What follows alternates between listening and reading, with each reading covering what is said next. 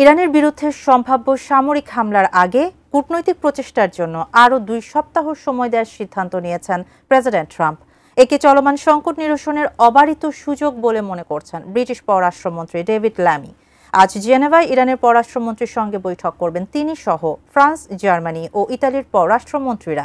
জাতিসংঘের নিরাপত্তা পরিষদেও আজ জরুরি বৈঠক হওয়ার কথা। বিস্তারিত শাওন মাহফুজের প্রতিবেদনে।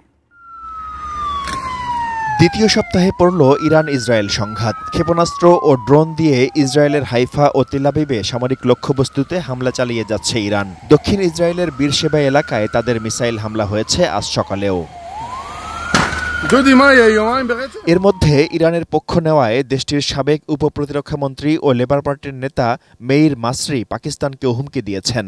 সামাজিক মাধ্যমে তিনি লিখেছেন, ইরানের অভিযান শেষ হলে পাকিস্তানের পারমাণবিক কর্মসূচি ভেঙে দেওয়ার দিকে মনোযোগ দিতে পারে ইসরায়েল। সব মশার বিরুদ্ধে সুরক্ষা দিতে এলো বসুন্ধরা এক্সট্রিম অ্যারোসল, মশার বিরুদ্ধে এক্সট্রিম সুরক্ষা।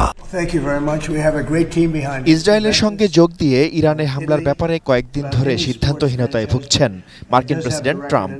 চীন ও রাশিয়ার সতর্কবার্তাও তাতে প্রভাব ফেলেছে। শেষ পর্যন্ত ইরানের বিরুদ্ধে সম্ভাব্য সামরিক হামলার আগে কূটনৈতিক প্রচেষ্টায় বিরোধ নিষ্পত্তির জন্য 2 সপ্তাহ সময় দেওয়ার সিদ্ধান্ত নিয়েছেন তিনি।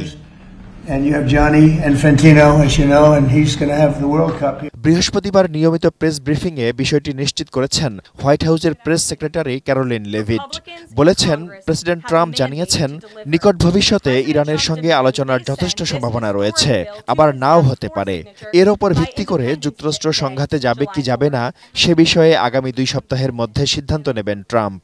Based on the fact that there's a substantial chance of negotiations that may or may not take place with Iran in the near future, I will make my decision whether or not to go within the next 2 weeks.